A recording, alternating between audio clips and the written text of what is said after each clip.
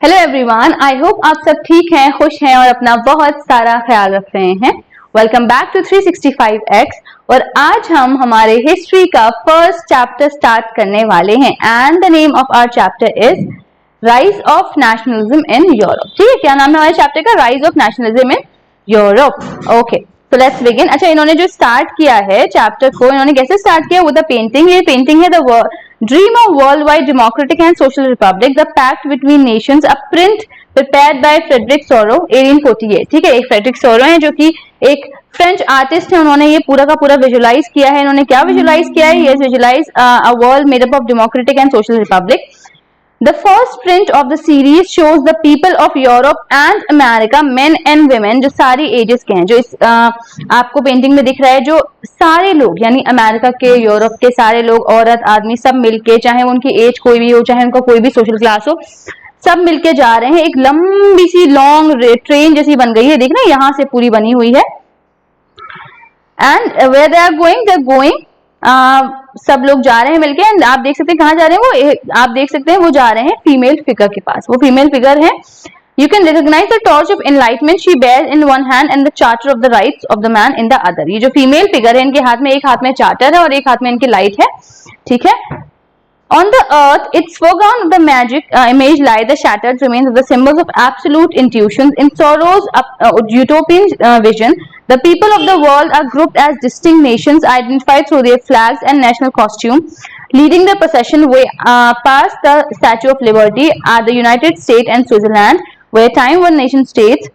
Okay, तो basically इतना बड़ा नहीं पढ़ते हैं, हम बताते हैं आपको बेसिकली इसमें क्या है। ठीक है, इन्होंने जो पूरी पेंटिंग दिखाई है, इसमें ये दिखाया है कि अलग अलग कंट्रीज के लोग, अलग अलग नेशंस के लोग, जो अलग अलग क्लास से बिलोंग करते हैं, जो अलग अलग कास्ट से बिलोंग करते हैं, जो अलग अलग जेंडर से बिलोंग करते हैं, सब मिल के एक साथ जा रहे हैं। कहाँ जा रहे हैं? स्टैच्यू ऑफ लिबर्टी के पास, वहां पे जा रहे हैं। ठीक है, और ये जो थॉट है ना, ये जो विजन दिखाया है, ये ट्रू नहीं है। This is just a vision जो मतलब एग्जिस्ट शायद नहीं कर पाएगा, बट फिर भी जो हमारे आर्टिस्ट हैं उन्होंने इस चीज को दिखाने की इसमें कोशिश की है।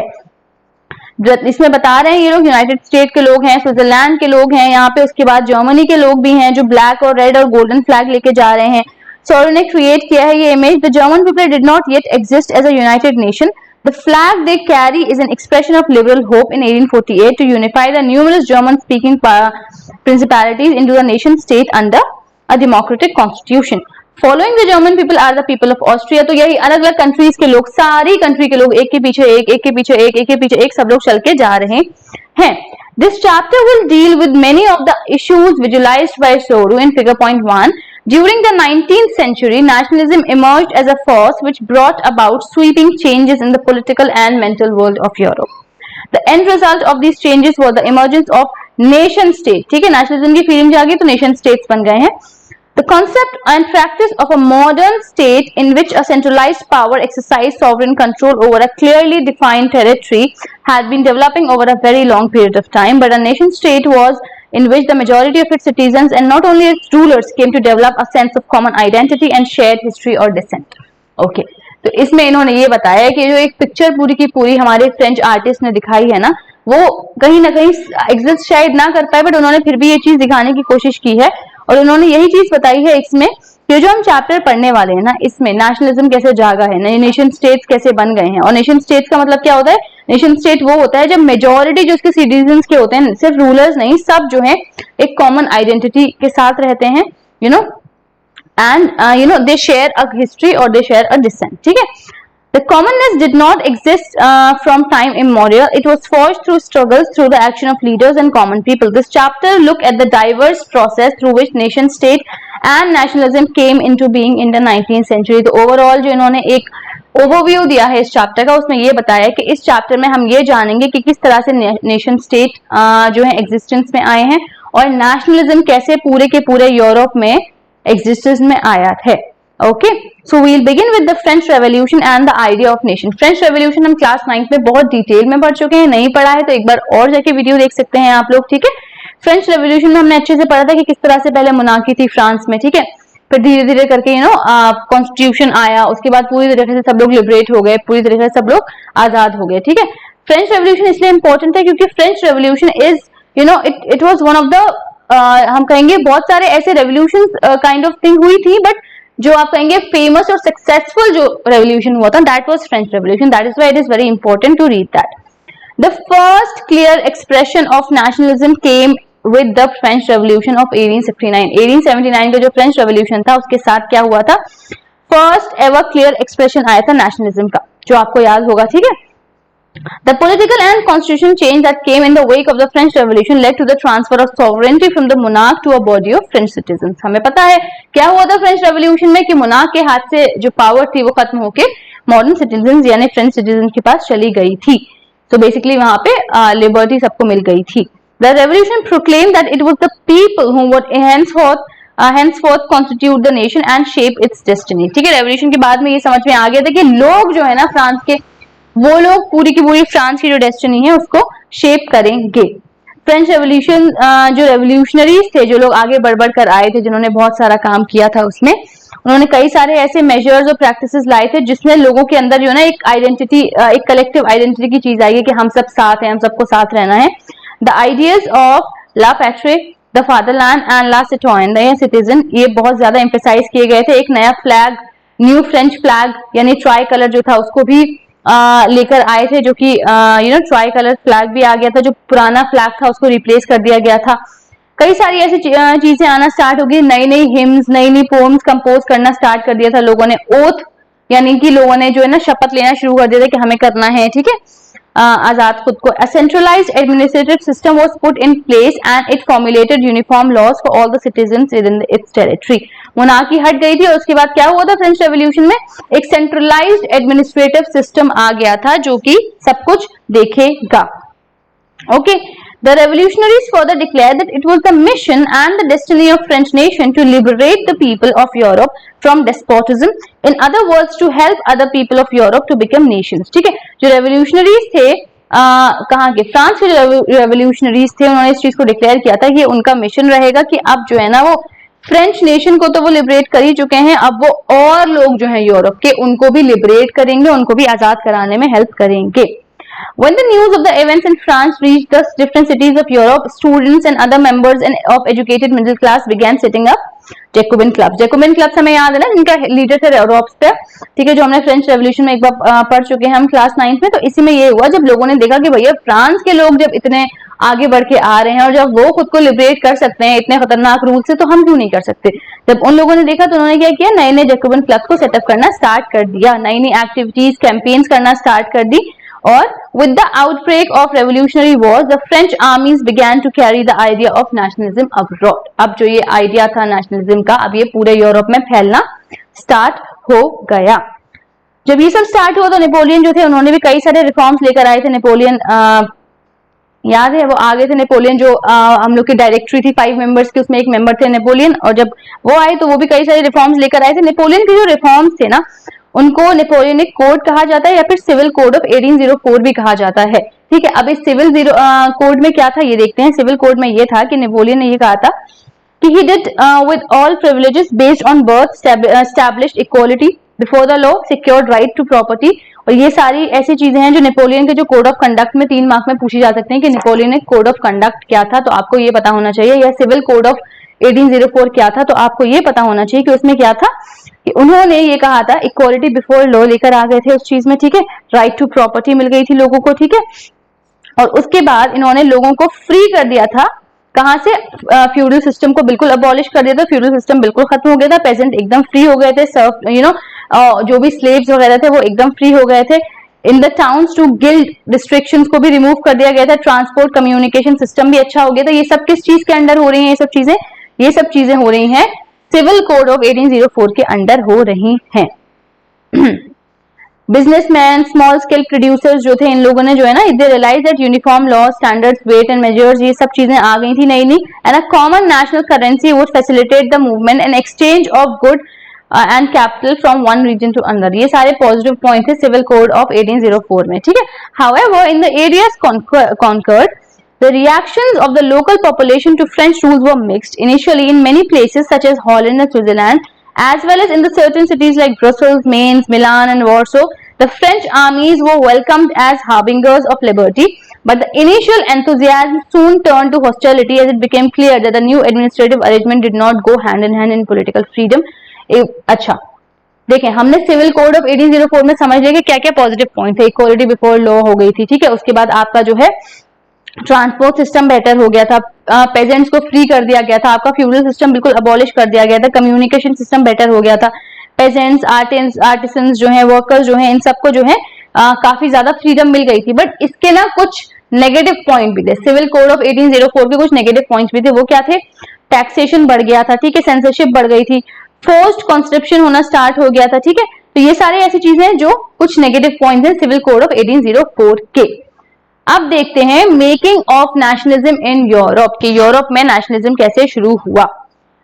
अभी हम जो जानते हैं, what we know today is Germany, Italy and Switzerland were divided into kingdoms, ठीक है, डचीज, कैंटन्स, इन सब में ये लोग डिवाइडेड थे, ठीक है। उसके बाद क्या हुआ? They did not see themselves as sharing a collective identity और अ कॉमन कल्चर ऑफन। अच्छा, उस टाइम पे ना लोग काफी फैले हुए थे, काफी डिवाइडेड थे, वो अलग अलग लैंग्वेजेस बोलते थे, ठीक है, वो अलग अलग एथनिक ग्रुप से बिलोंग करते थे। जो हैब्सबर्ग एम्पायर था वो ऑस्ट्रिया और हंगरी को रूल कर रहा है। ऐसे अलग अलग जो है ना, अलग अलग एम्पायर अलग अलग पार्ट्स ऑफ द कंट्री को रूल करते थे। ये सारी चीजें वहां पे हो गई थी, ठीक है। और उसके बाद फिर ये हुआ कि अलग अलग जो, लेकिन वहां पे जो 3 डोमिनेंट ग्रुप्स थे वो भी सब वहां पे वैसे ही रह रहे थे। Italian speaking province of Lombardy में लोग रह रहे हैं, हंगरी में रह रहे हैं लोग, ठीक है, गलेशिया में लोग रह रहे हैं। एरिस्टोक्रेटी स्पोक पॉलिश, अलग अलग लोग अलग अलग लैंग्वेजेस बोल रहे हैं, सिर्फ इसमें यही वाली बात बताई है। Such difference did not easily promote a sense of political unity। जब एक जगह पे एक ही कंट्री में इतने इतने अलग एम्पायर्स खुले हुए हैं, पूरे एम्पायर्स हैं, अलग अलग लोग अलग अलग लैंग्वेजेस बोल रहे हैं, तो क्या मसला हो गया था कि जो इतने सारे डिफरेंस थे ना, इससे सेंस ऑफ यूनिटी प्रमोट नहीं हो रहा था, लोग आगे बढ़ के नहीं आ पा रहे थे, वो एक साथ यूनाइट नहीं हो पा रहे थे। जो एक ही चीज थी ना, जो लोगों को टाई करके रखा हुआ, जिसने लोगों को बांध के रखा हुआ था, was a common allegiance to the emperor, ठीक है। अब एक और जो क्लास है हमारी बहुत इंपॉर्टेंट, एरिस्टोक्रेसी और मिडिल क्लास, इसके बारे में पढ़ते हैं। अगर हम देखेंगे तो a landed aristocracy was the dominant class, जो एरिस्टोक्रेसी थी वो डोमिनेंट क्लास थी, ठीक है। The members of the class were united by a common way of life that cut across regional divisions. They owned estates in the countryside and also townhouse. They spoke French and the purpose of diplomacy and high society. Their families were often connected by ties of marriage. This powerful aristocracy was, however, numerically a small group. The majority of the population was made up of peasantry. To the west, the bulk of the land was farmed by tenants and small owners, while in Eastern and Central Europe, the pattern of landholding was characterized by vast estates which were cultivated by serfs. Okay. इसमें इन्होंने aristocracy के बारे में बताया है, जो ये dominant class थी एक, ठीक है। ये जो लोग थे ये सारे एक साथ जो है कनेक्टेड रहते थे, यूनाइटेड रहते थे। इन लोग के पास खूब बड़े बड़े घर भी होते थे, टाउन हाउस भी होते थे, ये फ्रेंच बोलते थे, ठीक है। और ये लोग जो है आपस में रिश्ते और कैसे मजबूत करते थे? शादियां, इस घर की लड़की उस घर का लड़का, शादी हो गई आपस में, तो और ज्यादा अपने रिश्ते ये लोग मजबूत रखते थे। वेस्टर्न पार्ट्स और सेंट्रल यूरोप में जो है इंडस्ट्रियल प्रोडक्शन बहुत ज्यादा बढ़ रहा था, ट्रेड भी बहुत ज्यादा बढ़ी थी। इंडस्ट्रियलाइजेशन जब शुरू हुआ है ना इंग्लैंड में in the second half of the 18th century, but France में और जर्मन में अभी इतना ज्यादा 19th सेंचुरी में कुछ जाके शुरू हुआ था। ओके, तो इसमें ये बताया कि जब ये इंडस्ट्रियलाइजेशन शुरू हुआ तो एक इंपॉर्टेंट क्लास आ गई, that is the working class population. जो ये वर्किंग क्लास पॉपुलेशन है ना, और जो ये मिडिल क्लास है, इसमें इंडस्ट्रियलिस्ट आते थे, बिजनेसमैन आते थे, प्रोफेशनल्स आते थे, और ये सारे लोग इसमें आते थे।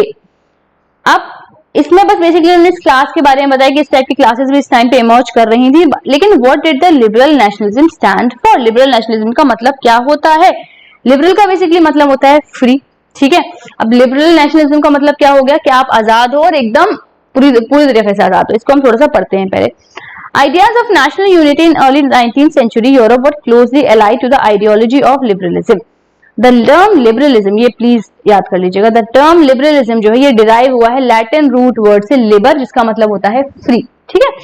For the new middle class, liberalism stood for freedom for the individual, again equality of all before the law, ठीक है। जो नई मिडिल क्लास है उसके लिए लिबरलिज्म क्या था कि सब लोग फ्री रहेंगे, सब लोग जो है लॉ के सामने सब एक बराबर रहेंगे, और सब लोग हर तरीके से सेम पेज पे रहेंगे।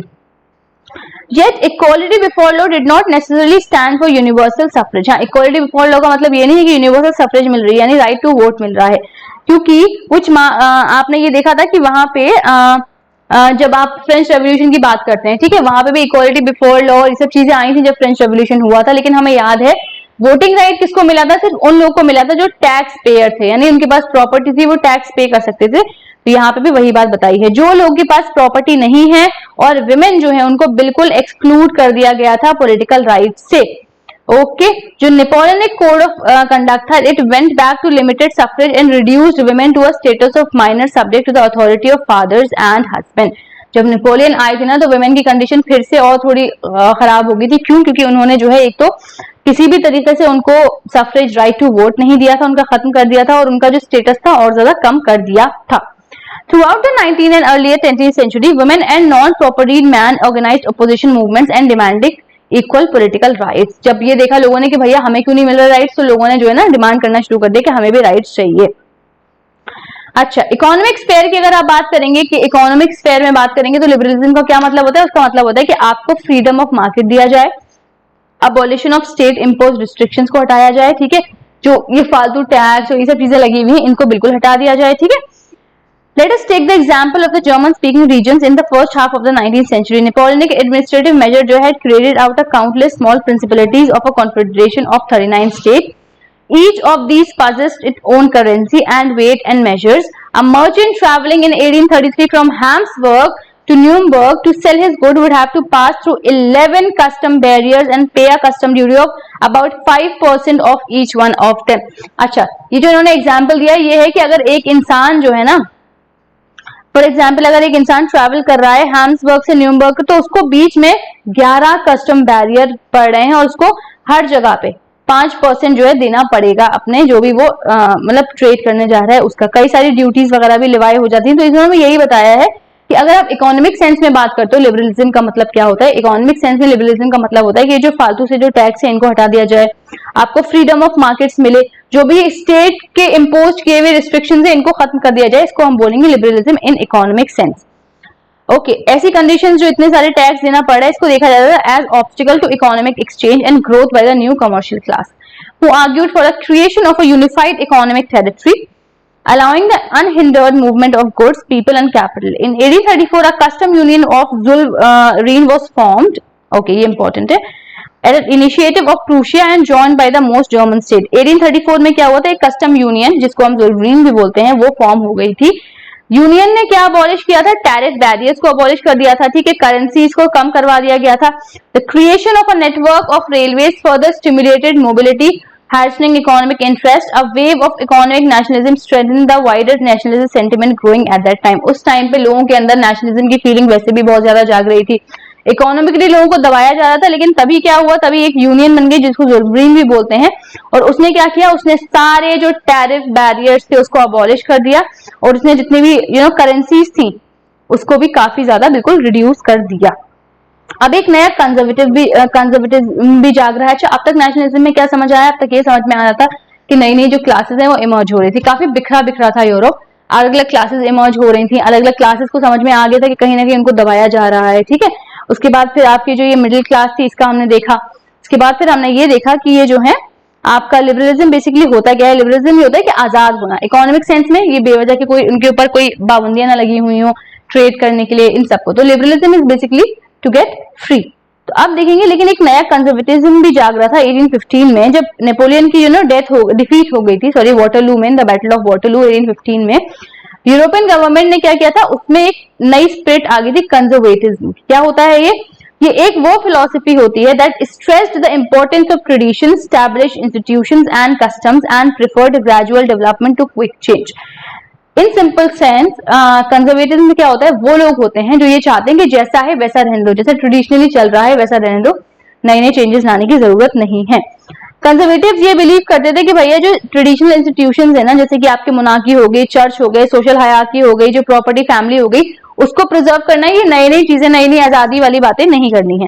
ज्यादातर कंजर्वेटिव्स जो है they did not propose a return to society of pre revolutionary days, rather they realised from the changes initiated by Napoleon that modernization could in fact strengthen traditional institutions like monarchy. It could make state power more effective and strong, a modern army and efficient bureaucracy, a dynamic economy, abolition of feudalism and serfdom could strengthen the autocratic monarchies of Europe. तो basically जो conservatives थे ये लोग क्या चाहते थे कि जैसे मोनार्की है, जैसे पहला सिस्टम है वैसा ही सब कुछ चलता रहे, ठीक है। 1815 में रिप्रेजेंटेटिव जो थे यूरोपियन पावर्स के, ब्रिटेन, रशिया, प्रूशिया, ऑस्ट्रिया, ये कलेक्टिवली जो है इन्होंने किसको डिफीट किया था? नेपोलियन को डिफीट किया था, ये हमें पता है। ये सब कहाँ मिले? वियना में मिले। एंड उन्होंने कांग्रेस वो ये जो अब मिले हैं ना, ये जिनकी मीटिंग हो रही है इसका कांग्रेस बोल रहे हैं, इसको होस्ट किसने किया था? ऑस्ट्रियन चांसलर यानी ड्यूक मेटरनिक ने किया था। The delegates Drew up a treaty of Vienna, ये लोग सब मिले जब नेपोलियन को हरा चुके थे 1815 में, और एक ट्रीटी साइन की, इसको बोलते हैं treaty of Vienna, with the object of undoing most of the changes that had come about in Europe during the Napoleonic war. जो भी चेंजेस आ गए थे नेपोलियनिक वॉर के टाइम पे, उसको थोड़ा बेहतर सही करने के लिए। उस टाइम पे जो बर्बन डायनेस्टी थी व्हिच हैड बीन डिपोज, जो बर्बन डायनेस्टी को फ्रेंच रेवोल्यूशन के टाइम पे बर्बन डायनेस्टी बिल्कुल खत्म हो गई थी, उसको दोबारा पावर मिल गई, इसको दोबारा रिस्टोर करवा दी गई power. And France lost it territories it had earnest under Napoleon, जो भी टेरिटरीज फ्रांस ने अपने हाथ से खो दी थी नेपोलियन जब रूल कर रहे थे, वो सारी टेरिटरीज को भी वापस लाया गया। A series of states were set up on the boundaries of France to prevent French expansion in future. Thus, the Kingdom of the Netherlands, which included Belgium, was set up in the north and Genoa was added to Piedmont in the south. Prussia was given अच्छा ठीक है, इसमें basically बस ये बता रहे हैं जो ट्रीटी ऑफ वियना थी, जिसमें ये जो मेन पावर थी यानी कि आपकी हो गई ब्रिटेन, रशिया, प्रूशिया, ऑस्ट्रिया, ये चारों ने मिलके एक जगह पे वो मिले। कहाँ मिले? वियना में मिले। उन्होंने कौन सी ट्रीटी साइन की? Treaty of Vienna. उसके हेड कौन थे? जो उनकी मीटिंग हो रही थी उसके हेड थे ड्यूक मेटरनिक। और उन्होंने इस ट्रीटी में ये कहा कि जो भी, जैसे बर्बन डायनेस्टी को खत्म हो गई थी फ्रेंच रेवोल्यूशन के टाइम पे, बर्बन डायनेस्टी को दोबारा रिस्टोर करवा दिया गया। ठीक है, उसके बाद फिर क्या हुआ? नेपोलियन के टाइम पे जो जो टेरिटरीज फ्रांस की चली गई थी उनको सबको वापस लाया गया। ठीक है, और फिर ये जो चारों लोग ने जिन्होंने मिलकर नेपोलियन को हराया था, क्या हो गया? इन चारों को कुछ कुछ जगहें दे दी गई रूल करने के लिए कि तुम इसको रूल करोगे, तुम इसको रूल करोगे, तुम इसको रूल करोगे। ठीक है, ओके। द मेन इंटेंशन क्या था? मेन इंटेंशन ये था कि to restore the monarchies that had been overthrown by the Napoleon and to create a नया कंजर्वेटिव ऑर्डर इन यूरोप। ये सारे काम करने का क्या मकसद था? ये मकसद सिर्फ इतना था कि हमें दोबारा से मोनार्की को रिस्टोर करना है। जो मोनार्की खत्म हो गई थी फ्रेंच रेवोल्यूशन के बाद, हमें उसको दोबारा रिस्टोर करना है और एक नया कंजर्वेटिव ऑर्डर लाना है यूरोप में। कंजर्वेटिव रिजिम सेटअप इन 1815 वो ऑटोक्रेटिक, ठीक है, they did not tolerate criticism and dissent. जो कंजर्वेटिव रिजाइम्स थे ना, वो लोग बहुत ज्यादा ऑटोक्रेटिक थे, वो किसी भी बात को सुनते नहीं थे, वो जो अपना मतलब वो जो है ना कोई चेंजेस चाहते ही नहीं थे, तो वो अपने हिसाब से सब कुछ करते थे। ठीक है, मोस्ट ऑफ देम, उन लोगों ने क्या क्या किया था? उन लोगों ने ये किया कि भैया जो भी बुक्स, न्यूज़पेपर्स, प्ले, सॉन्ग, जो भी चीजें लिखी जा रही थी जिसमें आइडिया ऑफ लिबर्टी झलक रहा है, जिसमें आजादी की बात की जा रही है, उस सबको बैन करवा दिया या उस सबको बिल्कुल खत्म करवा दिया गया। ठीक है, The memory of French Revolution nonetheless continued to inspire liberals। लेकिन लिबरल्स को जो फ्रेंच रेवोल्यूशन में सब हुआ था ना, कि किस तरह से लोगों ने आजादी के लिए लड़ाई की थी, किस तरह से लोग आजाद हो गए थे, क्योंकि वो एक बहुत सक्सेसफुल रेवोल्यूशन था, तो लोगों के दिमाग में अभी भी यही था और लिबरल्स जो है अभी भी उस चीज को कंटिन्यू कर रहे थे। One of the major issues taken by the liberal nationalists who criticized the new conservative order was freedom of the press। ठीक है, जो मेजर एक इशू था जो लिबरल नेशनलिस्ट उठा के लाए थे वो ये था कि भैया हम ये चाहते हैं कि ये जो फ्रीडम ऑफ प्रेस, यानी जो ये प्रेस को जो फ्रीडम आपने बैन कर दी है उसको ठीक किया जाए। रेवोल्यूशनरीज कौन थे ये देखते हैं। ड्यूरिंग द फॉलोइंग ईयर 1815 में क्या हुआ था? The fear of रेप्रेशन drove many liberal nationalist underground. इस टाइम पे अब क्या हुआ? अब लोगों ने ये देखा कि भैया ये लोग जो है बहुत ज्यादा हो रहा है दोबारा से। अब लोगों के वैसे भी लिबरल्स थे जो लोग आजादी चाहते थे, तो अब लोगों ने क्या किया? लोगों ने सीक्रेट सोसाइटीज बनाना स्टार्ट कर दी। ठीक है, कई सारी उन्होंने सीक्रेट सोसाइटीज बनाना स्टार्ट कर दी। उसके बाद वन सच इंडिविजुअल, ऐसे एक इंसान था, इनका नाम था मजीनी, जो कि जेनोआ में बॉर्न हुए थे 1807 में, और ये एक मेंबर बने सीक्रेट सोसाइटी के जिसका नाम है Carbonari. As a young man of 24 he was sent into exile in 1831। ठीक है, he subsequently founded 2 more underground societies। तो ये जो हमारे मजीनी, इन्होंने सोसाइटीज को फाउंड किया था, जिन सोसाइटीज का नाम है Young Italy in Marseilles and then Young Europe in Berne. तो आपको ये इनकी सोसाइटीज का नाम याद रखना पड़ेगा। किसने फाउंड की थी? मजीनी ने फाउंड की थी। जिसके कौन लोग मेंबर्स थे? इसके मेंबर्स काफी लाइक माइंडेड यंग मैन थे। कहां से? Poland, France, Italy and German state से। मजीनी ये बिलीव करते थे कि गॉड ने इंटेंड किया है, God had intended Nations to be natural units of mankind, so Italy could not continue to be a patchwork of small states and kingdom. It had to be forged into a single unified republican with a wider alliance of nations। ठीक है, ये कह रहे थे कि भैया हमें मजीनी ये मानते थे कि इटली को बहुत जरूरी है यूनिफाई करना। एक साथ लाना। तो इसके बाद जो हम पढ़ेंगे ना वो वही पढ़ेंगे कि यूनिफिकेशन कैसा हुआ है और एज ऑफ रेवोल्यूशनरीज कैसी हुई है। This unification alone could be based on the Italian liberty. Following this model कई सारी सीक्रेट सोसाइटीज जो है ना डेवलप होने लगी, सेटअप होने लगी, जर्मनी, फ्रांस, स्विट्जरलैंड, पोलैंड में। मजीनी ने जो क्या किया, मजीनी ने एक opposition, he was opposing the monarchy and his vision of democratic republic frightened the conservatives. Metternich described him as the most dangerous enemy of the social order. Metternich कौन थे? Metternich conservatives में से थे जो ये चाहते थे कि मोनार्की दोबारा वापस आए। मजीनी कौन थे? मजीनी वो थे जो सीक्रेट सोसाइटीज फाउंड कर रहे थे कि भैया हमें लिबर्टी चाहिए, हमें जो यूनिफाई करना है अपनी कंट्री को। तो मेटरनिक और मजीनी आपस में नहीं बन रही थी, ठीक है। तो मेटरनिक ने उनको कैसे डिस्क्राइब किया? As the most dangerous enemy of our social order. अब हम देखते हैं द एज ऑफ रेवोल्यूशनरीज। 1830 से लेके 1848 के बीच में क्या क्या ऐसे रेवोल्यूशनरी चीजें हुई हैं। As conservative regimes tried to consolidate their power, liberalism and nationalism came to be increasingly associated with revolution in many regions of Europe, such as Italian and German state.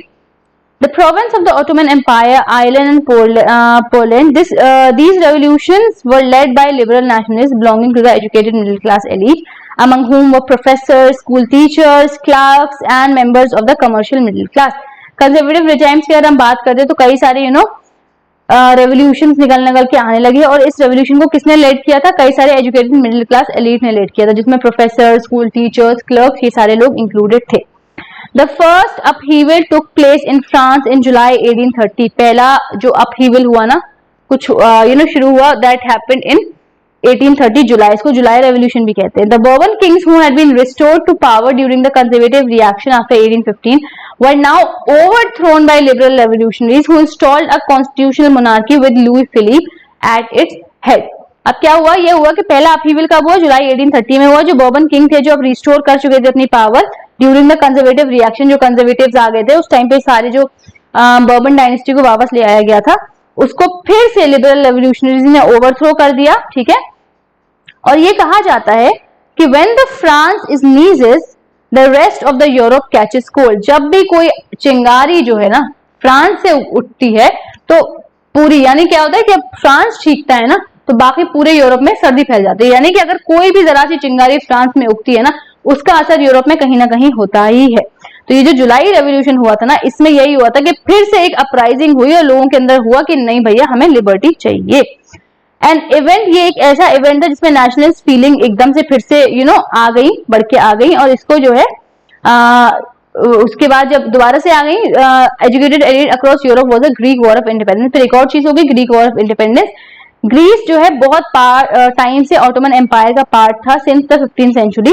The growth of revolutionary nationalism in Europe sparkled off a struggle growth of revolutionary for independence among the Greek which began in 1821। अब Greece के अंदर भी जो Greek के लोग थे उनके अंदर भी इंडिपेंडेंस की भावना जागना शुरू हो गई।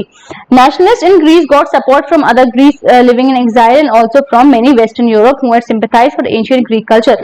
जो नेशनलिस्ट जो ग्रीस के थे, जो लोग चाह रहे थे अब हम कुछ जो ग्रीक वॉर ऑफ इंडिपेंडेंस में पार्ट ले रहे थे, तो बेसिकली उनको सपोर्ट मिला। किसका मिला? कई सारे यूरोपियन लोगों का मिला।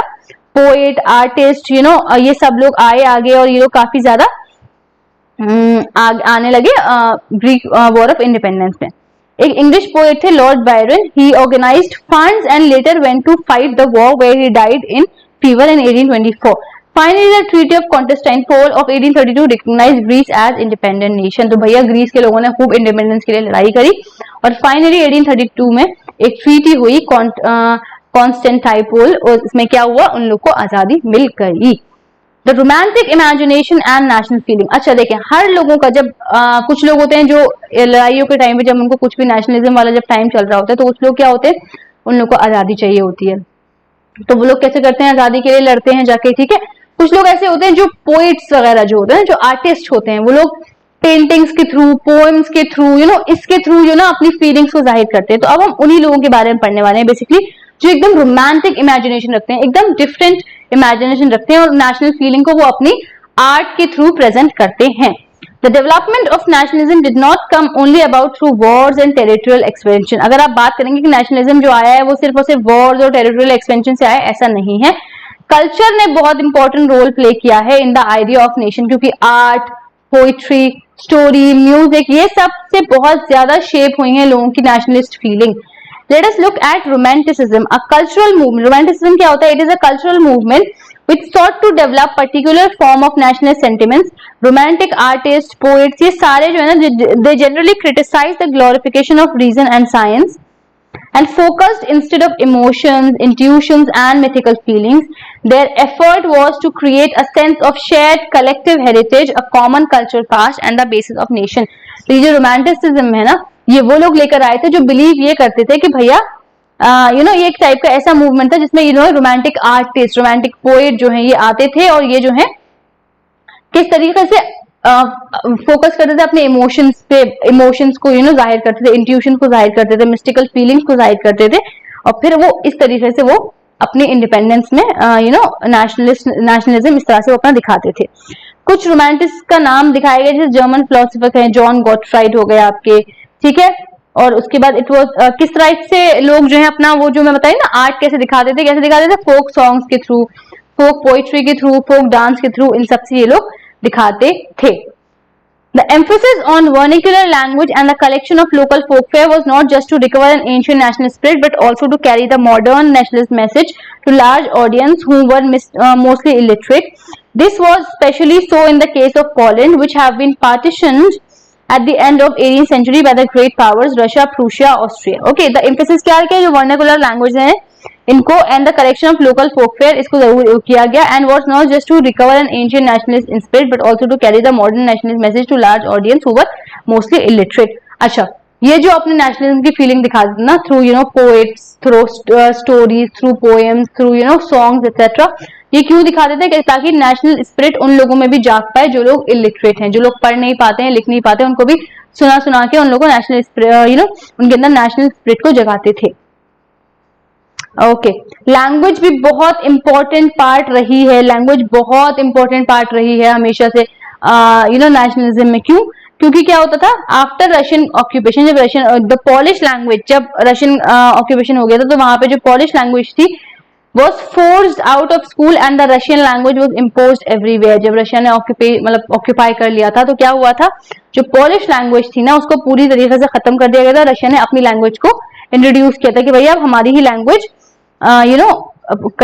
हमारी लैंग्वेज पढ़ी जाएगी, हमारी लैंग्वेज लिखी जाएगी। 1831 में क्या हुआ, आर्म्ड रेबेलियन हुआ against Russian rule took place with an which was ultimately crushed. इसके बाद क्या हुआ, कई सारे मेंबर्स जो क्लर्जी के थे फॉरेन में, ये उन्होंने यूज करना शुरू करी language as a weapon of national resistance, कि भैया तुम चाहते हो कि हम तुम्हारी लैंग्वेज बोले, नहीं हम अपनी ही लैंग्वेज बोलेंगे। तो ये भी एक तरीका होता है रेजिस्ट करने का। As a result a large number of priest and bishops were put in jail. अब उन लोगों ने जो है रेजिस्ट किया था तो उन लोगों को कहां डाल दिया गया, जेल में डाल दिया गया। The use of Polish came to be seen as a symbol of struggle against Russian dominance, कि भैया तुमने रशिया ने आके हमारे ऊपर जो है डोमिनेंस कर लिया लेकिन हम फिर भी अपनी लैंग्वेज को यूज करेंगे। तो अपनी लैंग्वेज को यूज करना भी was a way of criticising, was a way of resistance. Hunger, hardship and popular revolt. Okay, 1830s में क्या हुआ था, यूरोप में ही, पूरे यूरोप में काफी ज्यादा परेशानियां आ गई थी इकोनॉमिकली, अगर हम देखेंगे काफी हार्डशिप आ गई थी। ठीक है, फर्स्ट हाफ जो है 19th सेंचुरी को, उसमें कई ज्यादा पॉपुलेशन बहुत ज्यादा बढ़ गई थी। ठीक है, लोगों के पास जॉब्स कम थी, जॉब्स बहुत ज्यादा कम थी, लोग इतने ज्यादा एम्प्लॉयड नहीं थे। पॉपुलेशन जो है रूरल एरिया से जो है माइग्रेट करी थी सिटीज की तरफ। Small producers in towns were often faced with stiff competition from import of cheap machine made goods from England. And उसके बाद क्या हो रहा था, this was specially so in textile production. This was carried out mainly in homes or small workshop and was only partly mechanized. In those regions of Europe where the aristocracy still enjoyed power, peasants struggled under the burden of feudal dues and obligations. The rise of food prices of a year of a bad harvest led to widespread pauperism in town and country. Okay. Hunger, hardship and popular revolt, इसमें आपको सिर्फ ये बताया है कि 1830s के time पे अगर आप बात करोगे ना तो काफी ज्यादा इकोनॉमिक हार्डशिप आ गई थी यूरोप में। ठीक है, 19th सेंचुरी में ये बात देखी गई, कई सारे लोगों के पास जॉब नहीं थी, लोगों के पास एम्प्लॉयमेंट नहीं था, स्मॉल प्रोड्यूसर्स जो है कंपटीशन उनको फेस करना पड़ रहा था। इन रीजन में ये हो रहा था कि एरिस्टोक्रेसी खूब पावर एंजॉय कर रही थी, पेजेंट्स बहुत ज्यादा स्ट्रगल कर रहे थे। 1848 में ऐसा हुआ था कि फूड शॉर्टेज बहुत ज्यादा बढ़ गई थी and unemployment brought the population of Paris out on the roads. Barricades were erected and Louis Philippe was forced to flee. ये हो गया कि लोग इतना गुस्सा हो गए थे, लोग इतना ज्यादा परेशान हो गए थे इस कंडीशन से कि लोग बिल्कुल सड़कों पे आ गए थे लड़ने के लिए, और लुई फिलिप जो उस टाइम पे थे उनको छोड़ के भागना पड़ा था। और एक नेशनल असेंबली प्रोक्लेम रिपब्लिक, उन्होंने क्या किया, चलो ठीक है अब हम जो है सफ्रेज यानी राइट टू वोट देंगे सारे अडल्ट मेल्स को जो 21 से बड़े हैं, और उनको राइट टू वर्क भी दिया गया। अर्लियर इन 1845 वीवर्स जो थे सिलेसिया में, उन्होंने काफी बड़ा रिवोल्ट किया था अगेंस्ट द कॉन्ट्रैक्टर्स, क्योंकि उनके जो कॉन्ट्रैक्टर्स थे उन्होंने ये कहा था कि भैया काम करो, हम जो है तुम्हारा पेमेंट करेंगे, बट उनका पेमेंट बाद में उन्होंने रिड्यूस कर दिया था। तो बेसिकली जो है काफी खराब कंडीशंस थी, हर कोई जो है कहीं ना कहीं स्ट्रगल कर रहा था, एम्प्लॉयमेंट नहीं है, जॉब नहीं है, खाना कम पड़ रहा है, पॉपुलेशन बढ़ रही है, ठीक है, और कोई खास मेजर्स भी नहीं आ रहे थे। 4 जून को क्या हुआ, 2 बजे, the large cloud of viewers emerged from their homes and marched in pairs up to the mansion of their contract demanding higher wages। 4 जून 2 बजे क्या हुआ था कि पूरा एक बड़ा जो पूरा झुंड लोग गए, कहाँ गए, अपने कॉन्ट्रैक्टर के पास गए, भैया कहा कि हमारी वेजेस बढ़ाओ, हमारी सैलरीज बढ़ाओ, ठीक है। और जब उन्हें देखा गया तो उनको धमका वमका के वो कर दिया गया कि नहीं नहीं हट जाओ। उसके बाद ये लोग इतने ज्यादा गुस्से में आ गए थे कि कॉन्ट्रैक्टर के घर में घुस गए, इन्होंने विंडोज वगैरह स्मैश कर दी, फर्नीचर तोड़ दिया, सब कुछ तोड़ ताड़ के खत्म कर दिया, कॉन्ट्रैक्टर को अपना घर छोड़ के भागना पड़ा। Okay, 1848 the revolution of the liberals. Okay, तो अभी हम एक काम करते हैं, ये वाला जो है ना इसको हम यहीं पे रोकते हैं, ये हमारा पार्ट 1 हो जाएगा, एंड देन विल डिस्कस जो हमारा बाद का चैप्टर है यानी कि 1848 revolution of the liberals, will discuss in the part 2। I hope समझ आया होगा। आसान है, बस ये देख रहे हैं कि धीरे धीरे कैसे लोगों के अंदर भावना जाग रही है नेशनलिज्म की, लोग परेशान है, किस तरह से ये भावना फैल रही है। ठीक, तो इसको बस रिवाइज करिएगा, कोई भी क्वेश्चन हो, क्वेरीज हो, डाउट क्लास में डिस्कस करेंगे इंशाल्लाह। And till then take care, stay connected with 365x। Please doubt class को ज्वाइन किया करिए और भी लोगों को हमारे साथ जोड़िए। Like, share and subscribe to 365x, and till then take care. I'll see you in the next class. Bye bye.